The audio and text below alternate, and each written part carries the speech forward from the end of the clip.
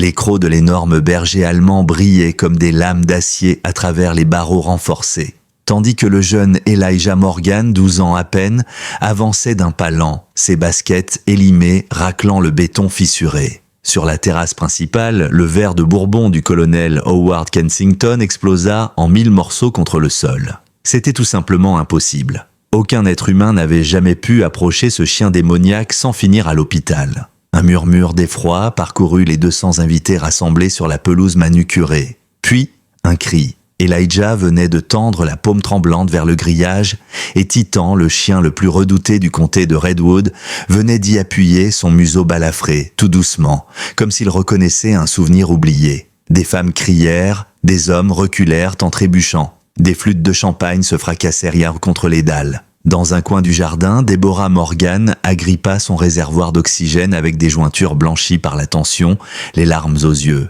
Son esprit, souvent flou depuis l'apparition de l'Alzheimer, venait de revenir en arrière 5 ans plus tôt. Elle entendait Elijah fredonner ce même air doux que son fils, l'officier Jacob Morgan, sifflait tous les matins avant les bals, avant les funérailles. Par tous les saints, il l'a fait, hurla Miguel Alvarez, le contremaître au visage buriné. Mon Dieu, le gamin a réussi. Comment un orphelin avait-il pu apprivoiser ce monstre réputé incontrôlable? Et pourquoi, au même instant, la main du colonel Kensington s'était-elle posée discrètement sur l'arme dissimulée sous sa veste? Le mystère planait, l'air était chargé d'électricité, et personne ne savait encore que tout ce qui se déroulait sous leurs yeux n'était que le début d'une vérité bien plus vaste et plus dangereuse. Laissez un j'aime si l'histoire vous touche, et dites-nous en commentaire ce que vous en pensez, ainsi que la ville depuis laquelle vous nous écoutez. Maintenant, reprenons notre histoire.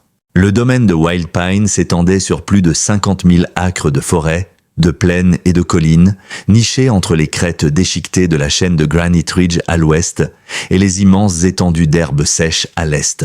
À l'été 1996, le ranch était un véritable empire familial érigé par 3 générations de Kensington, bâtisseurs d'une fortune agricole aussi vaste que secrète. Mais tout au bord de cet empire, dans une cabane qui tenait à peine debout, Elijah Morgan vivait avec sa grand-mère, Deborah. 2 pièces, un toit qui fuyait, des murs si minces qu'on pouvait entendre les coyotes respirer la nuit. À 12 ans, Elijah avait déjà enterré ses 2 parents et portait le genre de responsabilité qui brise des hommes faits. Son père, l'officier Jacob Morgan, était tombé lors d'une intervention armée dans une ruelle de Briarfield 5 ans plus tôt. 6 mois après son enterrement, sa mère, écrasée par la douleur et les factures, avait suivi le même chemin, laissant Elijah aux soins de Deborah, sa grand-mère, une femme de 70 ans dont l'esprit se perdait lentement dans les brumes de la maladie. Ce que l'Alzheimer avait commencé en douceur, des oublis de prénoms, de dates, avait désormais évolué en absence terrifiante. Parfois, elle appelait Elijah par le nom de son père. Parfois, elle ne le reconnaissait pas du tout. Mais il y avait une chose qu'elle n'oubliait jamais, les factures médicales. Elles arrivaient chaque mois, précises comme des horloges suisses, chacune étant un clou de plus dans leur cercueil financier. Titan était arrivé au ranch 3 ans auparavant, déjà estampillé comme un animal dangereux. Ce berger allemand massif, plus de 40 kilos de muscles, de cicatrices et de rage contenue, avait autrefois été la fierté de l'unité K9 de la police d'État du Montana. Numéro de matricule K9 821, partenaire de l'officier Morgan, formé pour traquer, neutraliser, protéger. Mais quelque chose s'était brisé en lui la nuit où son maître était tombé. Le rapport officiel évoquait un traumatisme psychologique, une agressivité irréversible. La vérité, elle, se cachait plus profondément encore, là où aucun vétérinaire n'osait s'aventurer. Le colonel Kensington avait racheté Titan pour $500 à la veuve désespérée de Jacob Morgan, bien loin des $50 000 que valait réellement un chien de cette trempe. Ce n'était pas la première fois qu'il profitait du désespoir des autres pour s'enrichir ou asseoir son pouvoir. À 53 ans, Howard Kensington dirigeait Wild Pine d'une main de fer, tout comme son père avant lui. Pour lui, l'argent et la peur étaient les seules devises qui comptaient. Sa femme Evelyn errait dans leur immense demeure comme un fantôme, dissimulant les bleus derrière du fond de teint de luxe. Leur fille, Cassie, 16 ans, portait une caméra sur l'épaule comme un bouclier, documentant tout ce que son père aurait préféré voir brûler. Miguel Alvarez, contremaître depuis 23 ans, avait vu Howard évoluer, de jeune homme prometteur à tyran froid et violent. Il se souvenait aussi de Jacob Morgan. Il l'avait vu, jeune policier intègre, père tendre, partenaire loyal de Titan. Il se souvenait surtout de cette nuit, la nuit où Jacob était mort, et des choses qu'il savait, mais n'avait jamais osé dire à voix haute. Des choses qui le réveillaient encore en sursaut lorsque le vent hurlait à travers les collines comme des voix accusatrices. La célébration du 4 juillet à Wild Pine était devenue un rendez-vous mondain incontournable dans le comté de Redwood. Chaque année, politiciens, entrepreneurs, juges et héritiers se retrouvaient sous une tente blanche géante pour sceller des accords millionnaires au son des feux d'artifice et des verres de Bourbon. Cette année-là, ils étaient plus de 200. Tous réunis autour de Howard Kensington, dont le Stetson impeccable masquait à peine la rougeur due à la chaleur ou à l'alcool. Il buvait depuis midi, chaque verre l'amenant un peu plus loin dans la vantardise, la cruauté et la volonté d'écraser tout ce qui osait se dresser sur sa route. « Vous voyez cette cage là-bas » Sa voix tonna, attirant l'attention vers la structure d'acier renforcée à une 50aine de mètres. « C'est là que je garde le diable en personne, Titan. » 3 dresseurs professionnels envoyés à l'hôpital, 2 procès réglés à l'amiable et un vétérinaire qui a juré de ne plus jamais poser le pied ici. Des rires nerveux s'élevèrent, des murmures aussi. Tous avaient entendu les rumeurs, certains avaient vu les cicatrices. Un homme boitait toujours après une rencontre musclée avec le chien. Une autre portait encore les marques de morsure malgré 47 points de suture. La dernière dresseuse, une spécialiste venue de Portland, n'avait tenu que 30 secondes dans l'enclos avant que Titan ne lui broie l'avant-bras. Elijah n'aurait jamais dû se trouver là. Il avait commencé sa journée à nettoyer les écuries dès l'aube, invisible comme d'habitude, travaillant dans l'ombre pendant que les invités sirotaient leur champagne. Mais un tuyau avait éclaté près du chenil, et Miguel l'avait envoyé couper l'arrivée d'eau pour éviter l'inondation. Howard le repéra aussitôt. Ses yeux de prédateur se figèrent sur la silhouette du garçon recroquevillé près de la vanne. Ses vêtements étaient couverts de boue, ses baskets maintenues ensemble par du ruban adhésif. Il ressemblait à un gamin échappé d'une photo d'époque, trop maigre pour son âge, trop vieux dans le regard. « Mais regardez donc, qui voilà ?» gronda Howard, attirant l'attention de l'assemblée. Le petit Morgan, le fils du héros fauché trop tôt. Un gamin de cabane, bon à frotter les crottins pour ses supérieurs.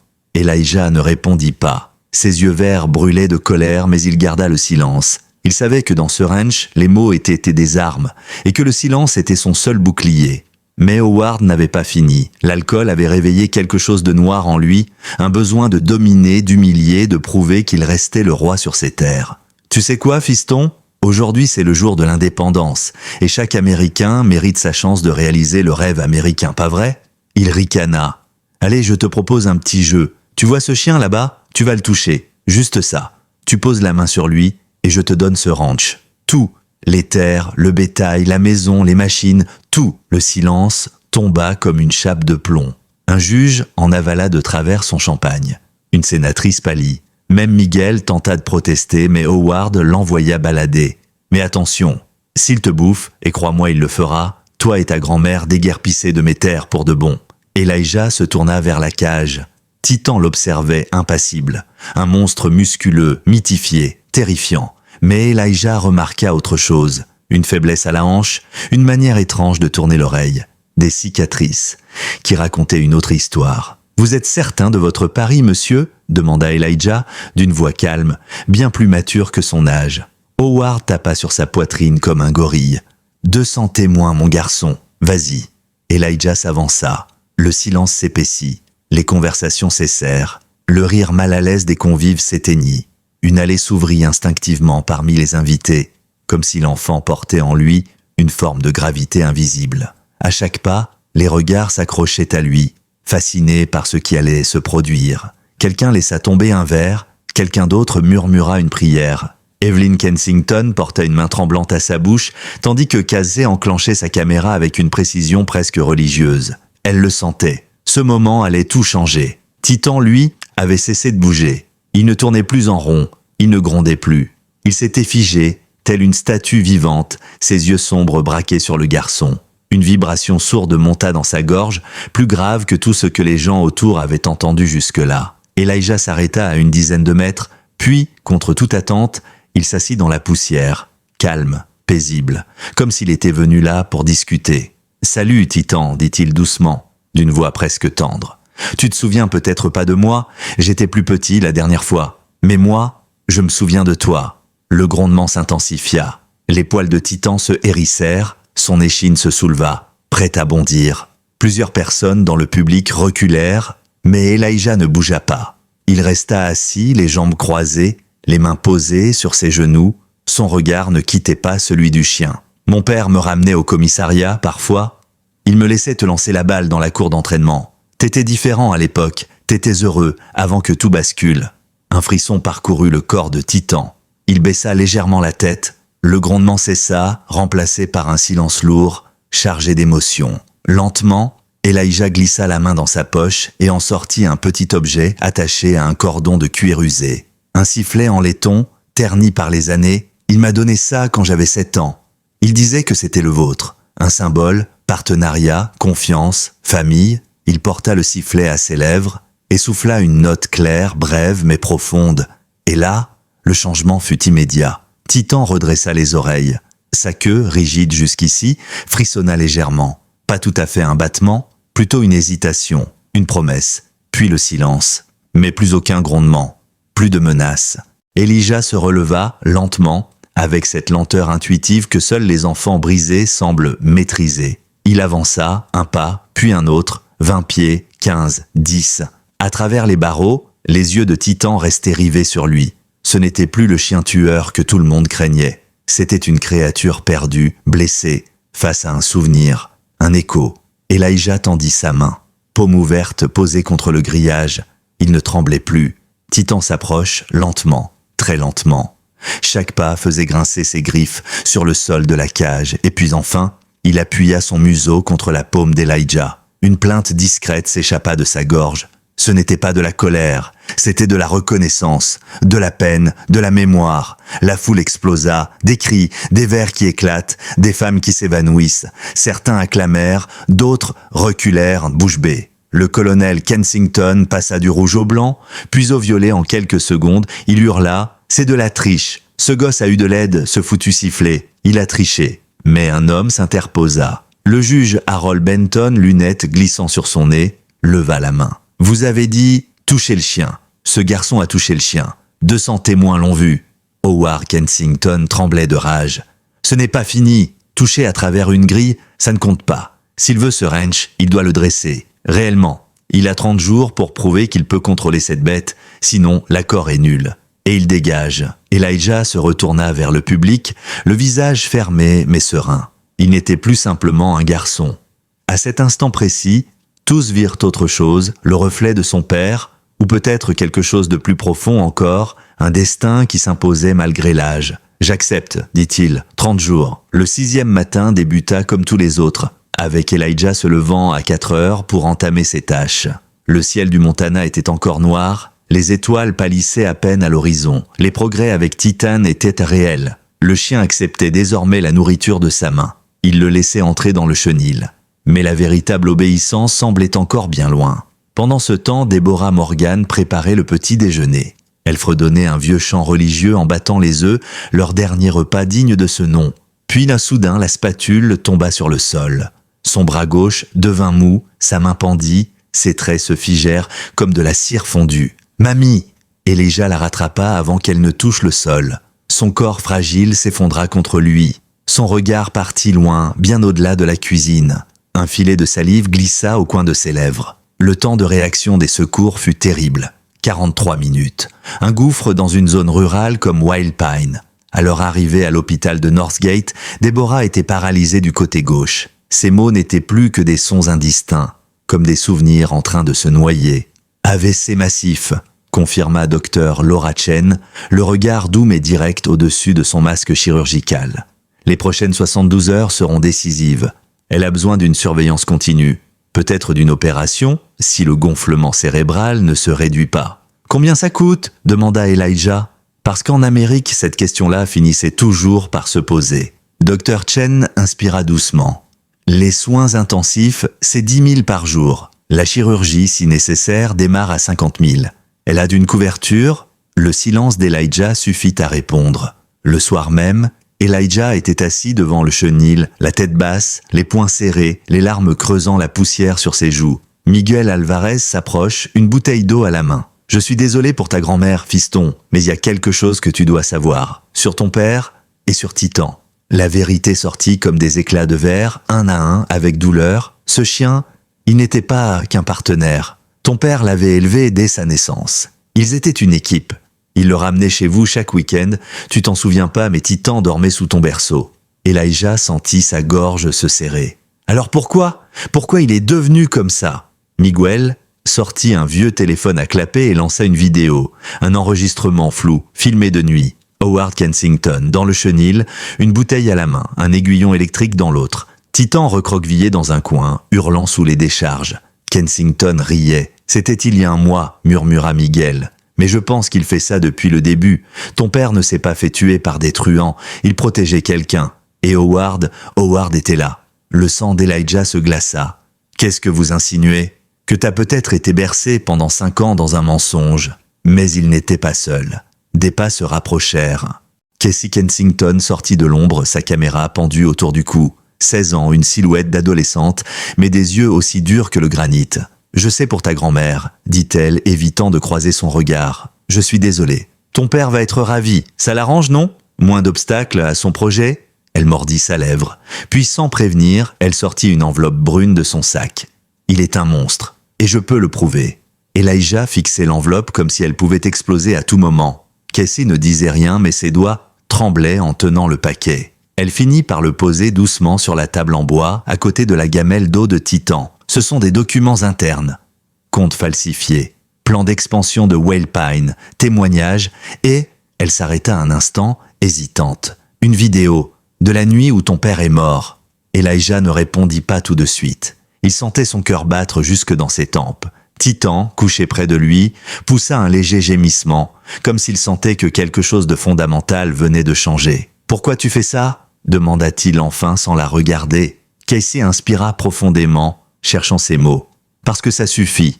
J'ai grandi dans cette maison. J'ai vu ma mère devenir une ombre. J'ai vu Miguel se taire alors qu'il savait. J'ai vu Titan hurler de douleur. Et je me suis tue, aussi, jusqu'à aujourd'hui. » Elle se pencha, fixa Elijah droit dans les yeux.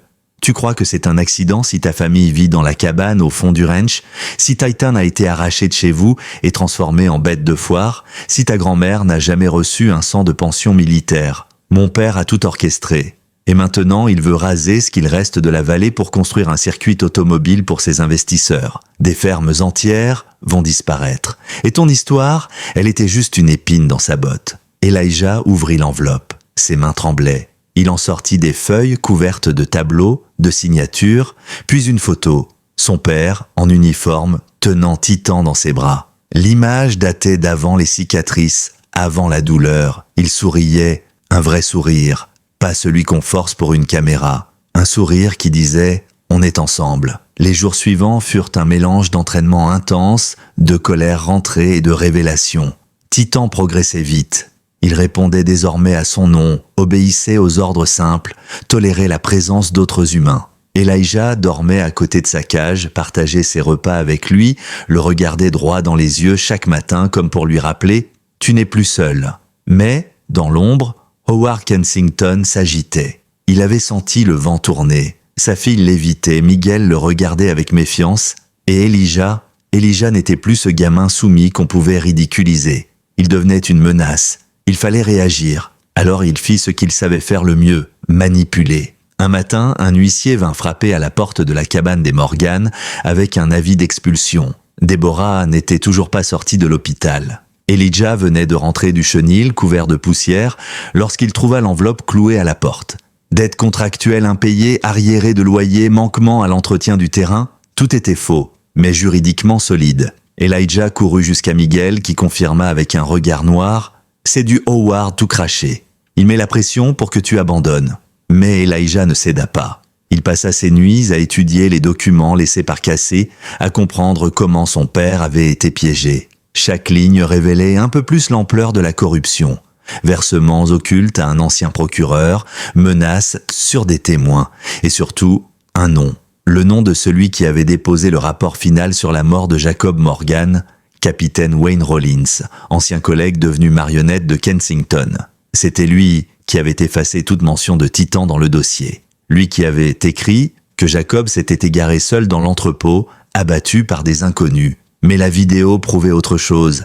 Elijah n'avait pas encore eu le courage de la regarder. Ce soir-là, il s'installa dans l'atelier abandonné au fond du ranch, Titan couché à ses pieds. Il glissa la cassette dans l'appareil, reconfiguré par Casey. L'image tremblotante apparut à l'écran, nuit noire, cris, bruit de pas précipités, puis dans la lumière vacillante d'une lampe torche, son père, blessé, tirant Titan par la laisse. Un bruit de détonation. Jacob tombe.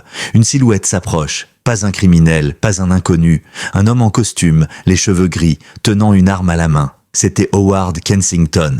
La vidéo s'interrompit brusquement. Elijah resta là, pétrifié. Titan se redressa lentement, comme s'il reconnaissait le spectre de son ancien maître. Elijah prit une longue inspiration.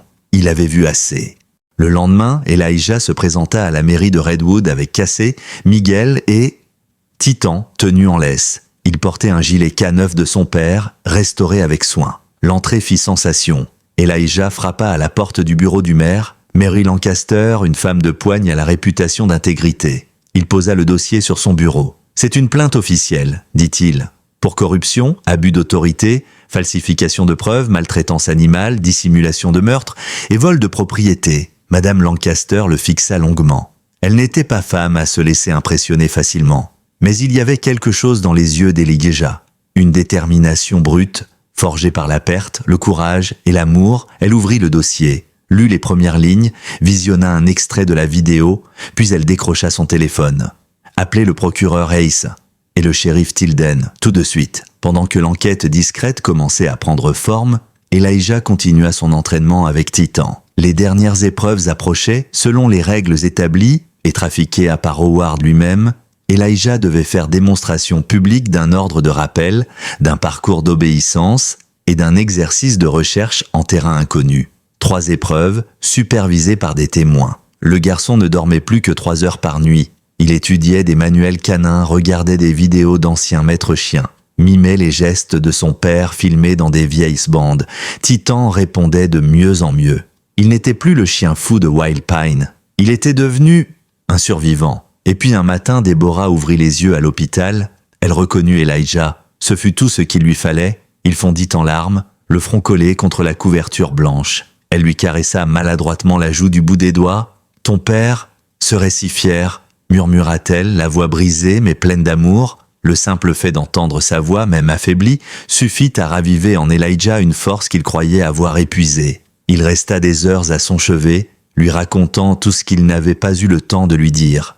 Les progrès de Titan, les vérités découvertes, les larmes retenues. Et elle, entre 2 silences, hochait lentement la tête comme si chaque mot soignait en elle une fracture ancienne. Son sourire, bien que tordu par la paralysie, était intact dans sa lumière. Mais le répit fut bref.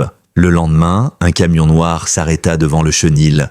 3 hommes en descendirent, l'air professionnel, casquette sombre et gants aux mains. Ils se présentèrent comme agents du bureau de contrôle animalier de l'État. Mandat à l'appui. Ils venaient récupérer Titan déclaré instable et potentiellement dangereux. Après une plainte anonyme, Miguel sortit en trompe de la grange, hachette à la main, prêt à en découdre. Casey filmait déjà, sa caméra tournée vers les hommes. Elijah, lui, se planta entre la cage et les agents, les yeux brûlants. « Vous ne touchez pas à mon chien ?» L'un des hommes s'avança, visiblement plus nerveux que prévu. « Nous avons reçu une requête du bureau du maire adjoint. Le chien doit être placé en évaluation comportementale pendant 7 jours. »« C'est Kensington, » gronda Miguel. « Il manipule l'administration comme il respire. Ce chien a un passé militaire. Il a le droit à un traitement équitable. » L'homme hésita, jeta un coup d'œil au badge de Titan encore visible sur son collier. K9, Hayden, Unit 020 et 1. Puis il soupira. « On revient demain matin, faites-le examiner par un vétérinaire agréé avant. Sinon, on viendra avec une unité de tranquillisation. » Ils partirent.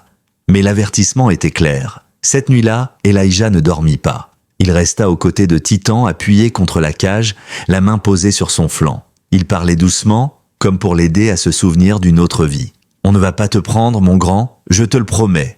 J'ai déjà perdu trop de monde, pas toi. À l'aube, ils roulèrent jusqu'à Redcliffe, la ville voisine, où une ancienne amie de son père, Dr Miranda Lane, tenait encore un petit cabinet vétérinaire. C'était une femme dans la cinquantaine, cheveux grisonnants tirés en queue de cheval, blouse tachée d'encre, mais regard acéré. « Tu ressembles à Jacob, dit-elle en accueillant Elijah. Et lui, elle fixa Titan. Il est vivant, par miracle. » Elle examina le chien sans précipitation. Chaque cicatrice, chaque irrégularité dans la pupille, chaque réaction au toucher. Il a subi des traumatismes multiples, physiques, psychiques, ce qu'on appelle un syndrome de stress post-traumatique canin. Mais elle tourna la tête vers Elijah. Il n'a montré aucun signe d'agression en ma présence. Au contraire, il m'a laissé le toucher, prendre son rythme cardiaque, inspecter ses pattes. Ce chien n'est pas dangereux. Il est brisé, mais en train de guérir. Elle rédigea un certificat officiel sur le champ, caché de la clinique à l'appui. Avec ça, ils ne peuvent pas vous le reprendre légalement. Mais soyez prudents. Quand on touche au pouvoir, on touche aux dents. Les jours suivants furent une course contre la montre. Les 3 épreuves approchaient. Et Howard Kensington, voyant que ses obstacles administratifs n'avaient pas suffi, passa à l'intimidation directe. Un soir, alors qu'Elijah rentrait des bois avec Titan, il trouva la cabane retournée. La porte arrachée, les papiers éparpillés, et la cage de transport de Titan tranchée au couteau. Un mot griffonné traînait sur la table. « Prochaine fois, ce sera pas la cage. » Miguel accourut. Cassie, les larmes aux yeux, demanda « Tu veux qu'on prévienne la police ?» Mais Elijah hocha la tête. « Non, pas encore. » Il tendit simplement la main vers Titan qui posa son museau dedans. On n'a plus le droit à l'erreur. Le premier test eut lieu un dimanche matin au centre communautaire de Wild Pine. Une centaine de personnes s'étaient rassemblées autour d'un petit parcours improvisé. Cônes, haies, couloirs étroits. Le juge officiel, un homme sec nommé Stanley Kirk, fixait Elijah avec une neutralité glacée. À ses côtés, Howard Kensington souriait comme un loup en cravate. Premier test, rappel. Elijah conduisit Titan à une extrémité du terrain. Puis, sans laisse, il s'éloigna jusqu'à l'autre bout. Il respira profondément, le silence tomba. « Titan, viens !» 1 seconde, 2. Le chien leva la tête, fixa Elijah, puis dans un mouvement fluide, il se mit à trottiner puis courir. Pas une once d'agressivité. Il s'arrêta net devant Elijah et s'assit comme un soldat au garde-à-vous. Applaudissements. Casey filmait. Howard serra les dents. Deuxième test, obéissance en parcours. Elijah fit signe. Titan le suivit. Saut précis. Arrêt sur ordre. Pas chassé entre les cônes. Assistant couché. Reste. Pas une faute. Troisième test, recherche. Le juge sortit un objet personnel d'Elijah, un vieux bonnet, et le remit à Titan, puis ils cachèrent cassé dans une grange voisine, derrière des ballots de foin. Elijah n'eut qu'un mot, trouve. Titan partit. Il reniflait, concentré. 1 minute, 2. Puis un aboiement bref. Il gratta la porte de la grange, Casey sortit en larmes. La foule explosa, même Miguel pleura, Stanley Kirk hocha la tête. Ce chien est détrisé, ce garçon était son maître. Mais Howard derrière eux marmonnait déjà, il reste l'étape finale, et ils tomberont. Ce soir-là, alors que tout le monde célébrait, Casey trouva un dossier oublié dans le coffre d'un vieux pick-up abandonné près de l'étable.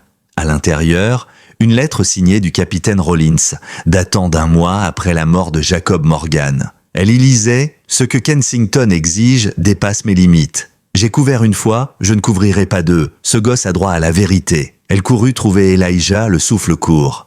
Rollins veut parler. Elijah serra la lettre contre sa poitrine. Alors c'est maintenant qu'on fait tomber le géant. Le soleil n'était pas encore levé quand Elijah et Casey quittèrent le ranch en pick-up.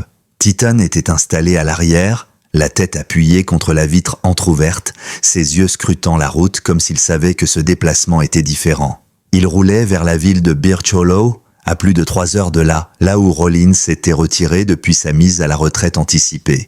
Officiellement pour raison de santé, officieusement pour qu'il se taise. La maison était modeste, perdue au bout d'un chemin de terre, encerclée par des pins. Un drapeau américain usé pendait mollement sur le porche. Un vieux rocking chair grinçait sous le poids d'un homme massif, les épaules voûtées par le remords. Il leva les yeux à leur approche. Il reconnut le visage d'Elijah immédiatement. « T'as les mêmes yeux que lui ?» dit-il en posant lentement sa tasse de café. « Ton père, un type droit, trop droit pour ce monde. » Elijah s'assit face à lui, Casey à ses côtés, caméra éteinte. Il ne voulait pas l'effrayer. Rollins inspira profondément comme s'il allait plonger. Je savais que ce jour arriverait. Sa voix était rauque, râpeuse. Jacob avait découvert des transferts d'argent suspects. Des fonds détournés par Kensington pour financer un projet privé, des terrains achetés sous des prête-noms, des unités K9 requalifiées en matériel obsolète pour les vendre à des sociétés de sécurité offshore. Ton père allait tout exposer. Il m'avait tout confié. Il se leva lentement, ouvrit un tiroir sous la table du porche et en sortit un vieux disque dur. C'est tout ce que j'ai gardé. Je devais le remettre à un procureur, mais j'ai eu peur. Howard avait des amis haut placés. Et quand Jacob est à mort, j'ai compris jusqu'où il était prêt à aller. Elijah prit le disque, ses doigts le serraient comme une relique. Il faut que tu témoignes. Rollins ferma les yeux. Si je le fais, je suis un homme mort. Non, dit Elijah. Vous êtes déjà mort si vous continuez à vous taire. Mais vous pouvez encore redevenir un homme. Il n'y eut pas de réponse immédiate. Juste le vent qui faisait craquer les planches du porche. Puis Rollins hocha lentement la tête. Je parlerai. De retour à Wild Pine, les rumeurs enflaient. On murmurait que le petit Morgan avait trouvé des preuves, que Kensington tremblait, que la presse nationale commençait à s'intéresser à l'affaire. Une équipe de journalistes de Denver arriva même sur place, caméras au point, cherchant à obtenir une interview du garçon au chien traumatisé devenu héros local. Elijah refusa toute déclaration. Il avait autre chose à faire. Les épreuves finales avaient été déplacées au stade communautaire de Wild Pine. Howard Kensington, acculé, avait exigé un test supplémentaire, une mise en situation. Un exercice de simulation où Titan devrait protéger son maître contre une agression imprévue dans un environnement contrôlé. Un prétexte évident pour pousser le chien à l'erreur, le faire craquer, prouver, aux yeux de tous, qu'il restait dangereux. « Tu n'es pas obligé de le faire », lui dit Casey la veille de l'épreuve. Il cherche juste un prétexte, mais Elijah sourit. « Je vais le lui donner. » Mais pas celui qu'il espère. Le stade était plein. Des centaines de personnes, des familles, des fermiers, des vétérans, même des élèves du lycée local. Beaucoup avaient vu les vidéos, d'autres avaient juste entendu parler du garçon et du chien. Mais tous étaient venus pour une chose, la vérité. Titan, lui, marchait à côté d'Elijah sans laisse, le regard vif, les pattes solides. La foule le regardait passer en silence, partagé entre crainte et respect. Howard Kensington fit une apparition théâtrale, saluant les juges, glissant des mots à l'oreille du responsable de la sécurité, un certain Donovan Fields, ancien mercenaire reconverti en contractuel. L'homme avait été engagé pour jouer l'agresseur dans la simulation. Elijah se plaça au centre du terrain. Donovan s'éloigna, dissimulé derrière un faux abri de chantier. Le juge donna le signal. L'attaque simulée se déroula en une fraction de seconde. Donovan surgit, capuche rabattue, une fausse arme en main, fonçant droit sur Elijah en hurlant. Le public retint son souffle. Titan bondit, mais il ne visa pas Donovan. Il se posta entre lui et Elijah. Corps tendu, grognement profond, il n'attaqua pas. Il garda simplement sa position, défensive, mesurée. Il grogna, il attendit, il protégeait. Donovan stoppa net, bras levés. « J'abandonne !» lança-t-il en riant nerveusement. Titan recula. Elijah posa une main sur sa tête. Le silence fut brisé par une salve d'applaudissements. Puis des cris, des larmes, des hurlements. Le juge se leva. Comportement exemplaire. Contrôle absolu. L'épreuve est validée. Howard Kensington blême se leva d'un bond. C'est une mascarade. Ce chien est une arme. Ce garçon est un manipulateur. Elijah s'avança lentement vers lui, Titan à ses côtés, et dans un calme presque irréel, il tendit la main. « Je crois que vous me devez un titre de propriété. » Howard vacilla. Puis, une voix s'éleva dans les haut-parleurs, amplifiée, celle du capitaine Wayne Rollins. « Il vous doit bien plus que ça. Il vous doit des aveux. » Sur l'écran géant derrière le stade, la vidéo commença. Celle de la nuit où Jacob Morgan était tombé. Et pour la première fois, toute la ville vit. Les jours qui suivirent furent un ouragan de révélations, d'arrestations, de perquisitions. Howard Kensington fut placé en garde à vue. Son empire vacilla. Les terres volées furent restituées. Les familles expropriées, dédommagées. Elijah, lui, reçut les clés officielles du ranch lors d'une cérémonie silencieuse. Pas de grand discours, juste une poignée de main du juge. Et Titan, assis à ses pieds, cassé filmant la scène, murmura « Tu sais que ta vidéo a dépassé les 2 millions de vues ?» Il sourit. C'était pas pour ça. Elle rangea sa caméra, le regarda droit dans les yeux. « Je sais. » La fin du cauchemar, pensait Elijah. Mais il découvrit bien vite que la fin d'un combat n'est jamais synonyme de repos. Une fois Howard Kensington mis hors d'état de nuire, Le calme qui s'installa dans la vallée avait un goût étrange, un mélange d'apaisement et d'inquiétude, comme si tout le monde retenait son souffle en se demandant « Et maintenant ?» Le ranch des Morgan était officiellement de retour entre leurs mains. Un terrain de plus de 8 hectares, des granges délabrées, des clôtures à moitié arrachées et une maison en ruine. Mais à leurs yeux, c'était un royaume. Deborah, toujours en convalescence, fut ramenée chez elle par ambulance. Casey, qui n'avait plus de maison après s'être publiquement opposé à son père, s'installa dans l'ancienne remise, transformée en chambre d'appoint. Miguel proposa de venir tous les jours pour remettre la ferme en état. Et Titan se déplaçait librement, inspectant chaque recoin comme un vieux général revenant sur ses anciennes lignes. Mais Elijah, lui, peinait à trouver la paix. La victoire n'avait pas effacé les cicatrices. Elle les avait rendues visibles. Un soir, alors que le soleil disparaissait derrière les collines dorées, il trouva Titan couché sous le vieux chêne, fixant l'horizon. Il s'assit près de lui, le silence les enveloppa. « Tu sais, murmura Elijah, j'ai cru qu'en découvrant la vérité, en te sauvant, en faisant tomber Kensington, je me sentirais mieux. » Titan tourna la tête. Son regard était toujours perçant, mais plus calme, presque apaisé. « Mais j'ai compris que ça n'efface pas le vide. Mon père ne reviendra pas. Et toi, tu ne retrouveras jamais vraiment l'innocence qu'ils t'ont volée. » Il s'arrêta, la gorge serrée. « Mais peut-être qu'on peut reconstruire, pas pour oublier, pour vivre. » Titan posa sa tête sur la jambe d'Elijah. Les semaines suivantes, la vie reprit, lentement, courageusement. Les voisins vinrent proposer leur aide. Une entreprise locale fournit du bois pour rebâtir la grange. Un groupe de vétérans installa un petit enclos pour accueillir d'autres chiens abandonnés, inspirés par l'histoire de Titan. Le lieu devint un point de rassemblement. Un dimanche matin, Elijah trouva un mot accroché à la porte du hangar. « Vous avez sauvé Titan, peut-être pouvez-vous aussi sauver Rusty. » En dessous, une photo. Un labrador maigre, l'œil gauche fermé, couché devant une station-service désaffectée à 2 villes de là. Elijah, Cassie et Titan partirent immédiatement. Le chien était toujours là, exactement comme sur la photo, méfiant, sale, tremblant. Elijah s'agenouilla doucement, tendit une main ouverte. Titan s'assit derrière lui, observant. Le labrador grogna, puis s'approcha, lentement, un contact, une confiance minuscule, mais réelle. Ils l'appelèrent Rusty, et il devint le premier pensionnaire officiel du Haven Ridge K9 Refuge. Dans l'ombre, cependant, des tensions continuaient de couver. Les proches de Howard Kensington, anciens associés, cadres déchus, politiciens discrets, ne digéraient pas la chute du patriarche. L'un d'eux, un certain Clive Hartman, commença à racheter des terrains autour de la vallée. Des parcelles isolées, souvent abandonnées, à des prix dérisoires. Il prétendait vouloir construire un centre équestre.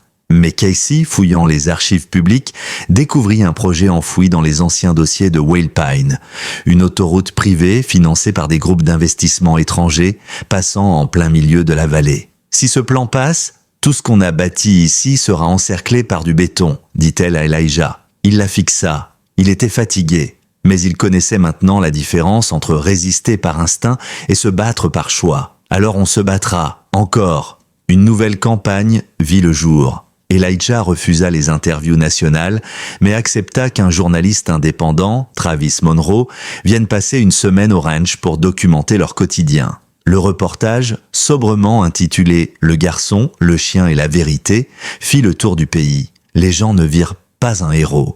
Ils virent un adolescent, les mains sales, les yeux cernés, le cœur grand. Ils virent Titan, imposant mais doux, gardien d'un sanctuaire de résilience. Les lettres affluèrent, les dons aussi. En 3 semaines, ils récoltèrent assez pour lancer la première phase du refuge. 2 chenils rénovés, une petite clinique vétérinaire mobile et un programme de réintégration pour anciens chiens policiers. Deborah, toujours fragile mais lucide, proposa d'y tenir une permanence d'écoute pour les vétérans souffrant de stress post-traumatique. Casey monta une chaîne vidéo éducative. Miguel devint officiellement le gestionnaire du terrain. Et Elijah, à 13 ans, devint, sans le chercher, le plus jeune fondateur de refuge canin certifié de l'État. Mais il n'oublia jamais que rien de tout ça n'aurait été possible, sans le regard d'un chien blessé, abandonné, qu'on avait appelé Titan. Un matin, il reçut une lettre manuscrite. Le tampon indiquait une prison fédérale. C'était de Howard Kensington. « Elijah, si tu lis cette lettre, c'est que mes avocats ont échoué. Bravo, tu as gagné. Pas seulement contre moi, contre l'homme que je suis devenu. Mais tu veux savoir ce qui me ronge le plus? Ce n'est pas la prison. C'est que je n'ai jamais su ce que ton père avait vu en toi. Et maintenant, je comprends. Il n'y avait pas de signature. Elijah plia la lettre, la rangea dans une boîte en métal, aux côtés de la médaille de son père, de la première photo de Titan et d'un vieux collier en cuir marqué « Hayden Unit 020 et 1 ». Le vent souffla doucement à travers la vallée. Titan, couché sous le porche, leva la tête. Et pour la première fois, Elijah vit dans ses yeux autre chose que la douleur. Il y vit la paix. Les semaines passèrent, le refuge Haven Ridge prenait vie. Rusty n'était plus seul. Une jeune femelle, berger belge, nommée Clover, fut confiée par une unité K9, dissoute après la fermeture d'un poste de police rurale. Elle tremblait au moindre bruit, grognait à l'approche des hommes, refusait de manger les 2 premiers jours. Mais Titan, silencieux et présent, l'approcha avec une patience presque surnaturelle. Il s'allongeait près d'elle, posant doucement sa patte sur la sienne. Et un matin, alors que personne ne regardait, elle s'était blottie contre lui. Elijah observait tout ça depuis la fenêtre de la grange. Il savait que Titan ne guérissait pas seulement les autres, il guérissait à travers eux. Et chaque chien qui retrouvait la confiance lui rendait un morceau de ce qu'on lui avait volé.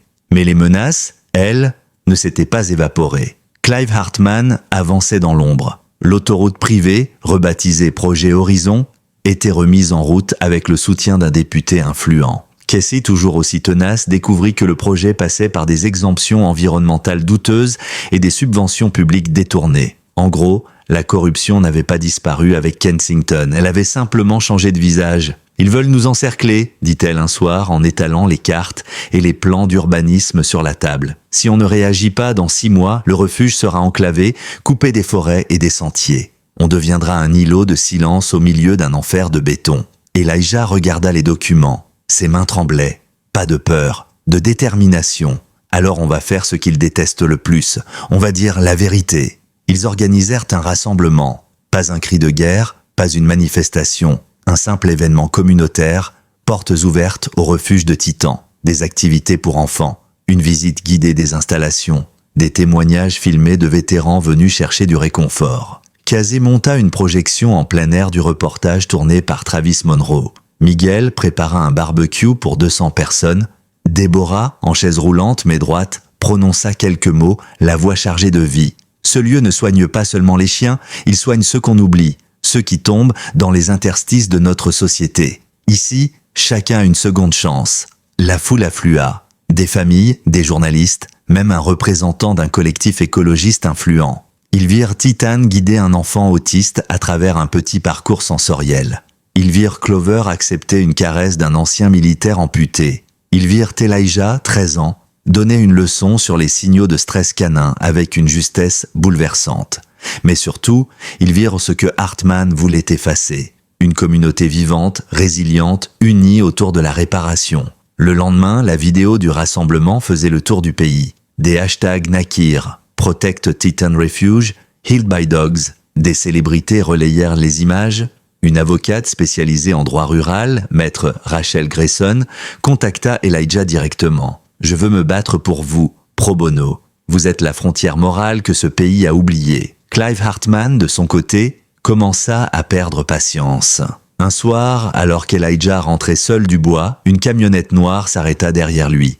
2 hommes descendirent, gants noirs, voix basse. « On t'a à l'œil, gamin, tu crois que les chiens et les vidéos te protégeront toujours ?» Elijah recula.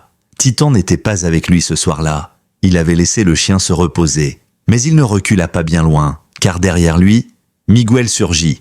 Fusil à l'épaule, regard d'acier. Ce gosse n'est pas seul. Et s'il lui arrive quoi que ce soit, je vous traquerai comme des rats. Les hommes remontèrent dans leur camionnette. Le message était clair. La guerre était devenue personnelle. Rachel Grayson lance une procédure d'injonction fédérale pour bloquer le projet Horizon. Elle s'appuya sur des dizaines de témoignages, des irrégularités dans les appels d'offres, des documents confidentiels que Casey avait réussi à obtenir d'un ancien employé du bureau du comté. Les fondations s'effritaient. Hartman comprit qu'il devait contre-attaquer médiatiquement.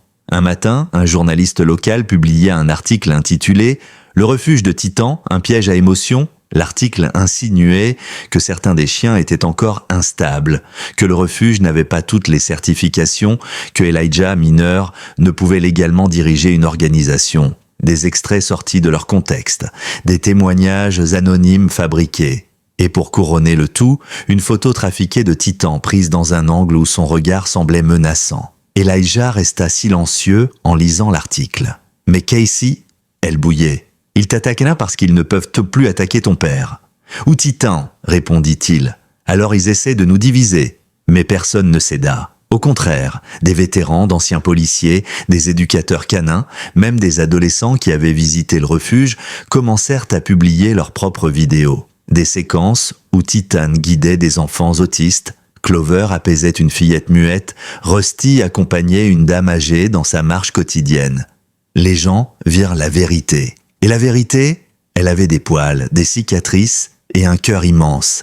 Un matin, alors que la brume recouvrait encore la vallée, Elijah ouvrit la boîte aux lettres du refuge. À l'intérieur, une enveloppe épaisse, cachetée à la cire. Il l'ouvrit avec précaution.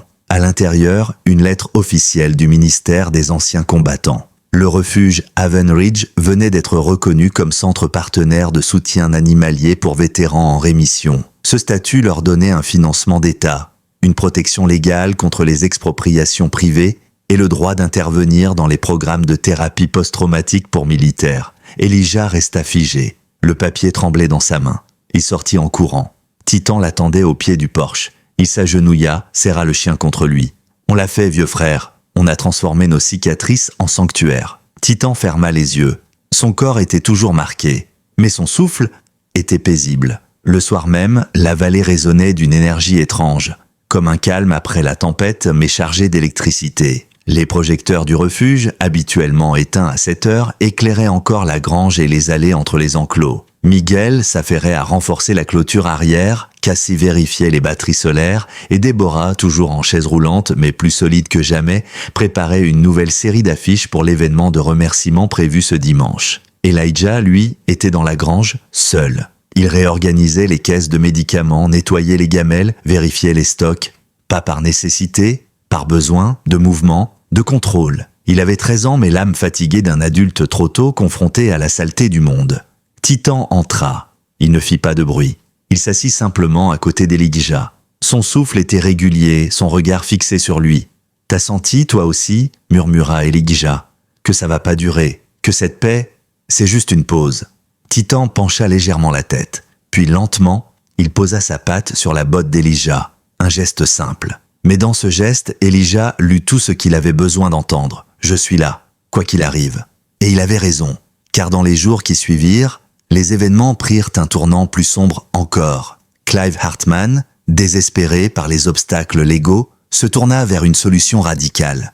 Il engagea une entreprise de sécurité privée, les mêmes types que Kensington utilisait jadis, sous un autre nom, avec d'autres uniformes. Leur mission, provoquer un incident, pousser un chien à l'erreur, déstabiliser le refuge, créer une crise suffisamment médiatisable pour justifier une fermeture administrative. Un mercredi matin, alors que la routine battait son plein, 2 hommes se présentèrent comme de potentiels adoptants. L'un tenait un enfant par la main, l'autre portait un sac à dos volumineux.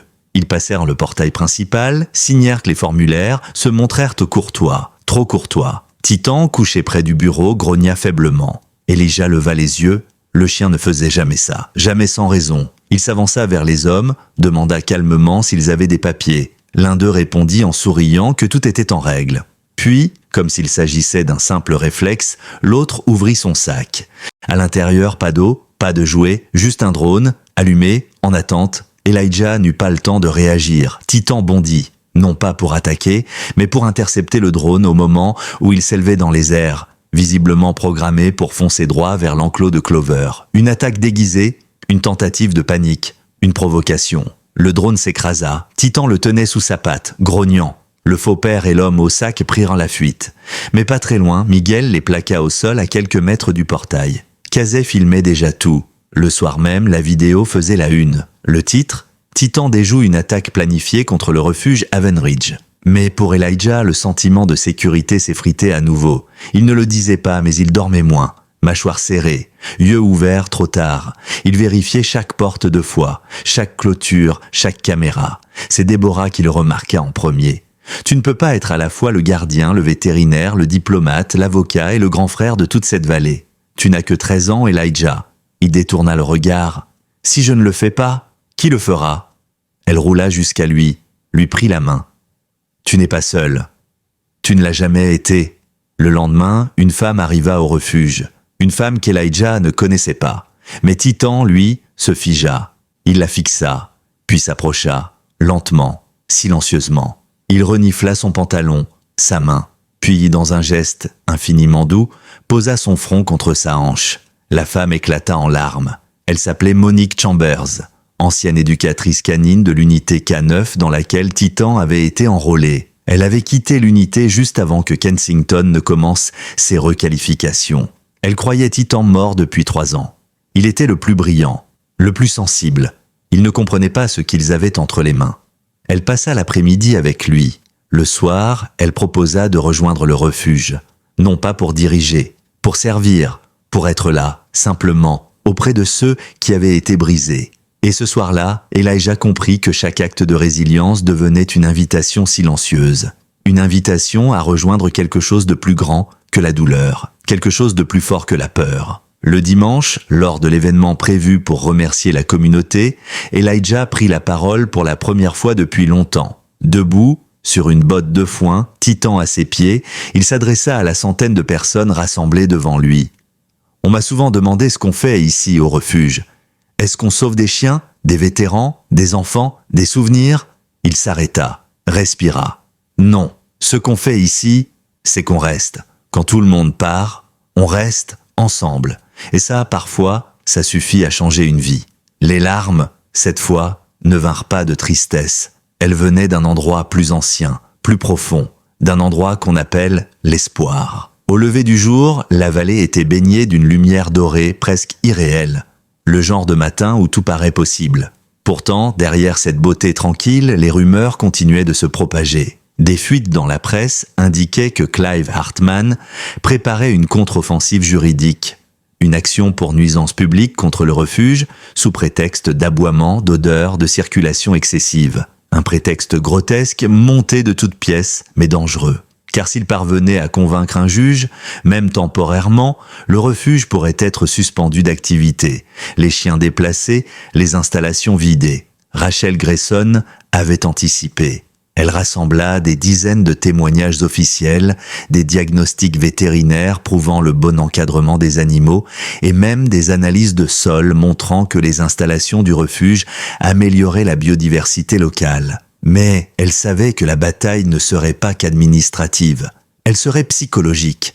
Hartman voulait les user, les diviser, les faire douter. Elijah, lui, restait calme en apparence. Mais ses cauchemars revinrent. La nuit, il se réveillait en sursaut, le souffle court, comme s'il entendait à nouveau les cris du hangar de Kensington, les pleurs de sa mère ce jour-là où tout avait basculé, ou le silence glaçant de Titan lorsqu'il l'avait trouvé, pour la toute première fois, enchaîné. Une nuit, alors qu'il ne parvenait pas à dormir, il sortit. Titan le suivit sans bruit. Ils marchèrent jusqu'au sommet de la colline, là où les lumières de la ville étaient à peine visibles à l'horizon. « Tu penses qu'on y arrivera ?» murmura-t-il. Comme s'il attendait une réponse, Titan leva les yeux. Le ciel était clair, constellé d'étoiles. Il s'assit près de lui. Et dans son silence, Elijah trouva sa réponse. Lundi matin, une convocation officielle arriva par courrier recommandé. Une audience préliminaire était fixée au tribunal de Red Willow pour déterminer si le refuge devait être temporairement suspendu. Rachel lut le document en silence. Casey, assise à ses côtés, serrait les poings. Il est prêt à tout, même à mentir devant un juge. Rachel acquiesça. Ce sera à nous de montrer que la vérité est plus solide que leurs arrangements. Miguel, pour la première fois, proposa de parler publiquement. Ancien militaire décoré, il avait connu Titan dans un tout autre contexte, des années plus tôt, lors d'un exercice de terrain. Il avait vu de ses propres yeux ce que Kensington faisait à ses chiens. Il pouvait témoigner. Mais Elijah refusa, pas pour éviter le combat, pour le rediriger. On ne va pas se battre seulement au tribunal, on va montrer encore une fois ce qu'on est vraiment. Il lança une idée simple, une semaine de transparence totale. Chaque jour, le refuge ouvrirait ses portes à la communauté, aux journalistes, aux autorités locales, à quiconque souhaitait voir les soins, voir les éducations, voir la vérité. Casey appela ça la semaine de la lumière. Et ça changea tout. Le premier jour, une vingtaine de personnes vinrent, Des curieux, quelques sceptiques, 2 blogueuses locales. Le 2e jour, c'était 50. Le 3e, une centaine. Des bénévoles se proposèrent pour nettoyer, filmer, traduire les pancartes en plusieurs langues. Une vétérinaire spécialisée dans les traumatismes canins fit un rapport détaillé attestant de la qualité de vie de chaque chien présent. Le 4e jour, un homme arriva. Grand, discret, costume sobre. Il se présenta comme Jacob Riis, assistant juridique d'un sénateur de l'État. Il avait vu les reportages, mais voulait constater par lui-même. Elijah le guida, sans artifice, sans discours. Il lui montra les carnets de santé, les programmes de réhabilitation, les protocoles d'intervention. Et à la fin de la visite, Jacob s'agenouilla devant Titan, tendit une main ouverte. Titan l'accepta. Le lendemain, le sénateur en question publia un communiqué officiel. Le refuge Haven Ridge est un modèle d'éthique, de compassion et de service communautaire. Il ne doit pas être fermé, mais multiplié. Mais Hartman n'abandonna pas. Le jour de l'audience, il fit venir un témoin surprise. Un ancien collègue de Deborah, licencié pour faute grave, qui affirmait que celle-ci instrumentalisait les chiens pour obtenir des subventions. Il déforma ses mots, joua sur sa santé fragile, suggéra qu'elle n'était pas apte à superviser un établissement d'accueil. Deborah resta droite. Son fauteuil semblait même l'agrandir. « Je n'ai jamais prétendu être parfaite, mais ici je suis utile et je suis entourée. Et croyez-moi, monsieur Hartman, vous n'avez jamais vu d'aussi belles cicatrices que celles des gens qui se relèvent ensemble. » Silence dans la salle. Puis ce fut au tour d'Elijah. Il avança lentement, petit, frêle, mais droit. Il n'avait pas préparé de discours. Il parle avec son cœur. « Je ne suis pas ici pour défendre un refuge. Je suis ici pour protéger ceux qui n'ont plus personne, ceux qu'on a jetés, battus, oubliés, des chiens, des enfants, des anciens soldats. Et si vous voulez m'en empêcher, alors c'est vous qui avez un problème, pas nous. » Le juge le fixa, puis demanda une suspension de séance. 30 minutes. Quand il revint, il était catégorique. La plainte de Clive Hartman était rejetée. Définitivement. Le refuge restait ouvert, intouchable, légalement protégé par une loi d'intérêt public. Elijah sortit de la salle le souffle court. Titan était là, assis près de la porte. Il leva les yeux, s'approcha. Et pour la première fois, le garçon s'accroupit, serra son chien contre lui et pleura. De soulagement, de gratitude, de victoire. La nouvelle se répandit comme une traînée de poudre. Le refuge Haven Ridge avait gagné, contre les puissants, contre l'oubli, contre la peur. Des messages affluèrent du pays tout entier. Lettres d'anciens combattants, dessins d'enfants, invitations à parler dans des écoles, des universités, des émissions de radio. Elijah refusait les plateaux télé, pas par timidité, par choix. Il disait que son travail parlait mieux que sa voix. Il préférait rester là, dans la vallée, au milieu des aboiements, des respirations profondes et du bois qui craque. Mais il n'était plus seul. Miguel ouvrit une petite section d'entraînement à la réintégration sociale pour les chiens ayant connu la violence. Cassé lance un site web interactif avec des vidéos éducatives et des portraits de chaque chien. Monique Chambers mit en place un programme de formation pour les futurs éducateurs K9, inspiré non pas par la force, mais par la patience. Deborah devint malgré elle une figure de sagesse. Les enfants du coin venaient l'écouter raconter des histoires d'autrefois, tandis que Rusty, fidèle compagnon à ses pieds, surveillait les alentours. Les gens ne venaient plus seulement adopter, ils venaient apprendre, ils venaient guérir. Un samedi matin, un bus scolaire se gara près de l'entrée. À son bord, une classe entière venue d'un centre urbain à 2 heures de route. Des enfants de quartiers oubliés, certains déjà abîmés par la vie. Elijah leur fit la visite. Il leur présenta Titan bien sûr, Clover, Rusty, les autres. Mais surtout, il leur expliqua que les chiens ne guérissaient pas parce qu'ils étaient dressés. Ils guérissaient parce qu'ils étaient aimés. Un garçon, silencieux tout au long du parcours, finit par demander « Est-ce qu'un chien peut comprendre qu'on n'a pas envie de parler ?» Elijah sourit. Il posa une main sur l'épaule du garçon et désigna Titan couché à quelques mètres. Lui, il comprend tout ce qu'on ne dit pas. Malgré les victoires, l'ombre de Clive Hartman planait encore. Il avait perdu la bataille juridique, mais son influence économique restait intacte. Les bulldozers du projet Horizon s'étaient éloignés du refuge, mais ils progressaient ailleurs. Le danger n'était plus direct, mais systémique. Alors Elijah proposa une chose inattendue. Il invita des représentants d'autres refuges, de centres pour anciens combattants, d'écoles canines, de thérapeutes spécialisés. Il leur dit « On a survécu seul, mais on ne tiendra pas seul. Si on veut que ce lieu devienne un modèle, il faut qu'il se multiplie. » Naquit alors une coalition, un réseau informel d'entraide et de formation baptisé Echo Ridge Collective. En quelques mois, 4 autres centres s'inspirèrent du modèle de Haven Ridge, à Phoenix, Boise, Ashland et même au nord de l'État de New York. À chaque fois, un nom revenait, Titan. Mais les jours heureux ne viennent jamais sans rappel du passé. Un soir d'automne, alors que la pluie tambourinait sur le toit de la grange, un pick-up poussiéreux se gara près du portail. Un homme en descendit, barbe naissante, veste élimée, regard éteint. Il s'appelait Cole Maddox, ancien maître chien, l'un de ceux qui avaient servi avec Titan dans une mission classée au Moyen-Orient. Il portait la culpabilité dans ses yeux comme une pierre impossible à poser. Il resta d'abord dehors, immobile, puis il s'avança. Titan, couché près de l'abri principal, le vit et ne bougea pas, ni grognement, ni recul. Il le fixa longuement, jusqu'à ce que Cole tombe à genoux, les mains dans la terre, les larmes mêlées à la pluie. « Je t'ai laissé là-bas, j'ai cru que tu étais mort. » Titan s'approche, doucement, et posa son museau contre le torse de son ancien compagnon. Ce soir-là, Elijah ne dit rien. Il observa et comprit que parfois, la rédemption ne passe ni par les mots, ni par les excuses, juste par le fait de revenir, même tard, même brisé. Cole resta au refuge. Il ne demanda rien, il proposa ses services. Nettoyer, construire, réparer, et surtout, transmettre. Il raconta aux jeunes ce que personne n'osait leur dire, que la guerre n'était pas seulement un champ de bataille, elle était dans les silences, dans les retours, dans les anniversaires manqués. Et puis un jour, quelque chose changea, subtilement. Titan commença à ralentir. Il dormait plus. Son pas était moins vif. Ses yeux, toujours aussi vifs, semblaient observer le monde avec une profondeur nouvelle. Elijah le surveillait, inquiet. Rachel fit venir un vétérinaire de renom. Examen, prise de sang, échographie. Le verdict tomba. Titan était en fin de vie, pas à cause d'une maladie, à cause du temps, de tout ce qu'il avait traversé, de tout ce qu'il avait donné. Elijah resta silencieux. Une semaine entière, il ne parla presque pas. Il s'asseyait à côté de Titan, lui lisait des livres, lui racontait sa journée, le couvrait quand la nuit tombait. Puis un soir, il prononça ces mots, la voix tremblante. « Je suis prêt, tu peux partir, si tu veux. Mais si tu restes encore un peu, je te jure que je ferai le reste. » Titan ouvrit les yeux. Il leva lentement la tête, puis Besseli, pour la première fois depuis des semaines, il aboya. Pas un cri, pas un avertissement, juste une présence, une promesse. Elijah sourit. Il savait. L'hiver s'installa doucement sur la vallée de Haven Ridge.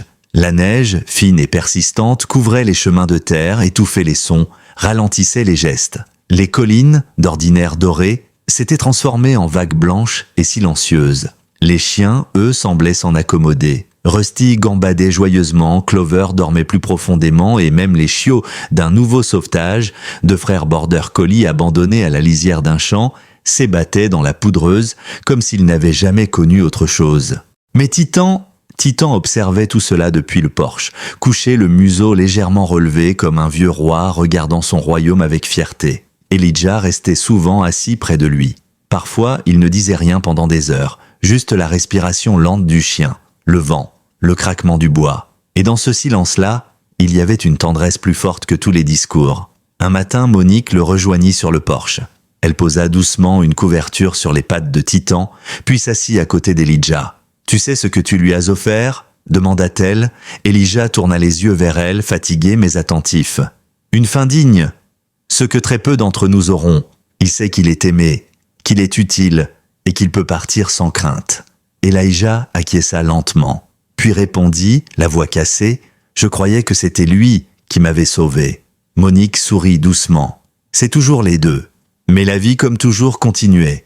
Une nuit glaciale, alors qu'Elijah vérifiait une dernière fois les enclos, un cri retentit. Bref, étouffé, venant de l'autre côté de la vallée. Il sauta dans ses bottes, attrapa une lampe, courut. Titan, malgré ses douleurs, se leva et le suivit sans hésiter. À l'entrée de la forêt, ils trouvèrent un adolescent, tremblant, blotti contre un arbre, une veste trop légère, les mains bleues de froid. Il s'appelait Trevor, 15 ans, en fugue. Placé dans une famille d'accueil qu'il ignorait, Il avait entendu parler du refuge. Il avait marché toute la nuit pour le trouver. Elijah retira sa veste, l'enroula autour du garçon, le guida lentement vers la maison. Titan fermait la marche, comme s'il montait la garde. Trevor ne dit presque rien, mais il serra la main d'Elijah un peu trop fort en montant les marches. Ce soir-là, le refuge sauva encore une vie, mais pas celle d'un chien. Trevor resta. Il partagea la chambre d'appoint avec Cole Maddox, qui lui apprit à réparer une clôture, à lire les signes d'anxiété chez un chien, à écouter avant de parler. Elijah, d'abord distant, finit par l'accepter comme un frère silencieux. Il ne se racontait pas leur douleur, il la reconnaissait simplement dans les gestes de l'autre. Déborah, elle, s'était remise à écrire un petit recueil de récits vrais, sur les chiens, sur les humains, sur les silences partagés. Elle le fit publier localement, et contre toute attente, il fut lu bien au-delà de la vallée. Il s'intitulait « Ce que Titan savait » et il toucha des milliers de lecteurs. Un exemplaire fut même retrouvé sur le bureau d'un certain docteur Alfred Bergen, conseiller spécial en comportement animal au Pentagone. Dans la marge d'une page, il avait écrit « Ces gens ont compris quelque chose que nos institutions ont perdu. » Mais Titan, lui, déclinait doucement. Il mangeait moins, se déplaçait à petits pas. Parfois, il s'allongeait au milieu d'un chemin, le regard perdu dans la neige, comme s'il écoutait des souvenirs que personne d'autre n'entendait. Un soir, Elijah le sentit. Il n'y eut pas de signe évident, juste une certitude. Il installa un lit au coin du feu. Il posa Titan dessus, lentement, avec toute la douceur du monde. Il resta là, toute la nuit. Il caressa son flanc, lui raconta l'histoire du jour où ils s'étaient trouvés, du jour où ils avaient sauvé Rusty, de la fois où Clover avait volé le rôti de Déborah, des enfants, des étoiles, de la paix retrouvée. Au petit matin, alors que les premiers rayons filtraient entre les rideaux, Titan leva lentement la tête. Il regarda Elijah, et ce regard-là, ce fut un adieu, mais aussi une bénédiction. Il posa sa tête une dernière fois contre la poitrine du garçon, et s'endormit, pour toujours. La neige tomba toute la journée, douce, silencieuse, le refuge ralentit. Chaque chien, chaque humain semblait comprendre, comme un murmure qui traverse les espèces. Elijah ne pleura pas immédiatement. Il resta près de lui, longtemps. Puis il appela Miguel, Cole, Cassie, Monique, Déborah, Trevor. Ils vinrent tous. Ils entourèrent Titan. Pas de mots, juste la présence. Un foyer, une famille. 3 jours plus tard, ils organisèrent une cérémonie. Simple, sous le vieux chêne, là où Titan aimait s'asseoir. Ils creusèrent ensemble. Et dans un petit cercueil en bois fait main, ils déposèrent Titan, avec sa médaille, une photo et une lettre écrite par Elijah, qu'il ne lut à voix haute que pour lui-même. Puis, chacun ajouta une poignée de terre, et le silence s'abattit. Un silence immense et paisible. Le printemps revint plus tôt que prévu. La neige céda la place à des bourgeons inattendus. Des fleurs poussaient au pied du vieux chêne, comme si la terre elle-même savait. Le refuge retrouva peu à peu son rythme, ses couleurs, ses voix. Mais rien ne serait plus jamais comme avant. Et pourtant, tout ce qui comptait était resté. Elijah changea, pas brutalement, lentement, mais profondément. Ses gestes étaient les mêmes, ses routines identiques, mais quelque chose dans son regard avait mûri. Il ne cherchait plus à contrôler, il guidait. Il délégua plus, écouta davantage, sourit plus souvent, des sourires vrais, pas ceux qu'il offrait pour rassurer. Il avait grandi. Un matin, il prit une décision. Il sortit la vieille caisse où étaient rangés les objets de Titan. Son collier, sa médaille, le harnais qu'il portait lors des premières patrouilles du refuge. Il y ajouta un nouveau carnet, vierge, il l'intitula « Journal de la relève ». Ce ne serait plus l'histoire de Titan, ce serait celle de ceux qui viendraient après. Et justement, il venait des chiens blessés, des enfants cabossés, des vétérans silencieux, des femmes fuyant la violence, tous affluaient, pas en foule, en murmure, en confidence, en survivant. Le refuge s'élargit. Une grange fut convertie en bibliothèque d'apprentissage. Une cabane en dortoir pour les nouveaux venus. Casey développa un programme d'éducation virtuelle. Miguel organisa des séjours de thérapie mixte, humains et chiens ensemble. Et Déborah, elle écrivait, encore. Et cette fois, ce n'était pas seulement sur Titan, c'était sur Elijah, le garçon qui avait appris à rester. Un jour, alors que le soleil baignait la vallée, une petite fille arriva, 8 ans, casquette sur la tête. Trop grande pour elle, muette au départ. Elle s'appelait Riley. Elle n'avait jamais eu de chien, jamais eu de vrai foyer, et elle avait été confiée à une structure temporaire qui l'avait amenée là juste pour voir les animaux. Mais Riley ne regarda ni Clover, ni Rusty, ni les chiots en jouer. Elle s'arrêta devant un enclos vide, l'enclos de Titan, et elle resta là, immobile. Elijah l'observa de loin. Il s'approche. « Tu veux voir un chien ?» demanda-t-il doucement. Elle hocha la tête, mais ne bougea pas. Il la guida vers un jeune mâle noir et blanc, récemment sauvé, méfiant, silencieux, comme elle. Il s'appelle Echo. Il a peur des gens, mais il adore qu'on lui lise des histoires. Riley ne répondit pas, mais le lendemain, elle revint, avec un vieux livre entre les mains. Elle s'assit devant l'enclos d'Echo et commença à lire. Sa voix tremblait, elle butait sur les mots, mais elle lisait. Et Echo s'approcha. Ce jour-là, Elijah comprit que Titan n'était pas parti. Il avait laissé des traces, pas seulement dans le sol, mais dans les gestes, les silences, les renaissances. Il n'y avait plus besoin de statues, ni de discours. La mémoire vivante, c'était Riley qui lisait à Echo. C'était Trevor qui expliquait à un nouveau comment poser une laisse sans brusquerie. C'était Cole qui, sans un mot, remettait chaque matin la gamelle d'eau à sa place exacte. C'était Monique qui chantonnait en préparant les harnais, exactement comme elle le faisait avec Titan autrefois. Et c'était lui, Elijah, qui regardait tout ça et savait que le relais était passé. Quelques mois plus tard, le refuge organisa une journée spéciale. Pas une commémoration, une célébration. On l'appela simplement la journée de ceux qui sont restés. On y raconta des histoires. On y planta des arbres.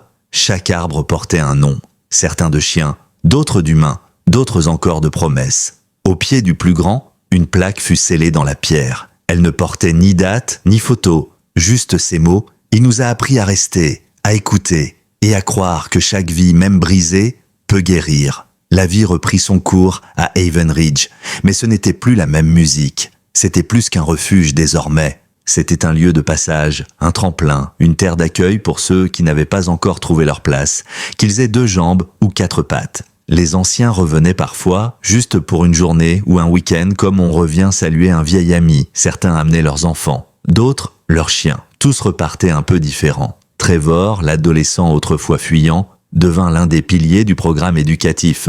À 18 ans, il demanda à Elijah s'il pouvait fonder une antenne de Haven Ridge dans sa ville natale. Elijah le regarda longuement, puis lui tendit les clés du vieux pick-up, un classeur de dossiers et une médaille. Ce n'est pas un fardeau, c'est un feu qu'on entretient. Trevor partit le lendemain.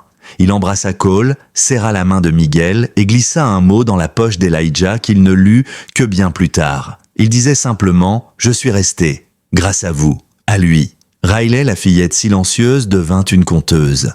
À 10 ans, elle organisait ses propres cercles de lecture pour les nouveaux arrivants. Chiens et humains compris. Elle avait apprivoisé Echo, non pas avec des friandises ou des ordres, mais avec des histoires. Et Echo, lui, ne la quittait jamais. Un duo fusionnel, comme un rappel.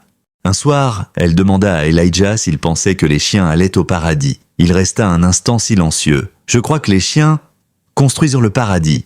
Un petit morceau à la fois, ici, sur Terre. » Riley sourit, puis retourna s'asseoir à côté d'Echo. La tombe de Titan n'était jamais décorée de fleurs artificielles. Les enfants y déposaient des cailloux plats, peints à la main. Chaque pierre portait un mot, courage, lumière, reste, guérison. Le vieux chêne offrait son ombre généreuse. Et lorsqu'un nouveau chien posait ses pattes là, il semblait s'apaiser aussitôt, comme si l'esprit de Titan flottait dans l'air, rassurant, constant, vigilant. Elijah, lui, écrivait désormais. Pas pour la gloire, pas pour vendre, juste pour transmettre. Il racontait les histoires vraies, pas toujours glorieuses, parfois très dures, mais toujours honnêtes. Il intitula son recueil « Ceux qui restent ». Il n'y mit pas son nom en couverture. Juste un dessin de Titan, couché, les yeux ouverts sur le monde.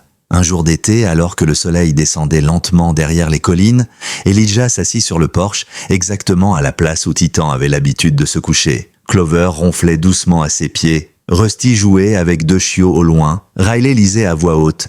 Trevor envoyait des nouvelles par message vocal. Miguel bricolait une nouvelle extension. Deborah dictait à haute voix son prochain chapitre. Et Elijah regardait. Le vent portait des voix, des rires, des aboiements. Et dans ce moment suspendu, il comprit. Titan n'était jamais parti. Il était là, dans chaque rire, chaque pas de chien, chaque geste d'accueil. Il n'avait pas seulement sauvé Elijah. Il avait fait naître un Un monde où ceux qu'on abandonne peuvent renaître. Un monde où la loyauté guérit, où le silence protège, où l'amour, même muet, même cabossé, reconstruit. Et alors que la nuit tombait, Elijah leva les yeux vers le ciel. Il ne dit rien, mais intérieurement il murmura « Tu peux te reposer, on veille maintenant. »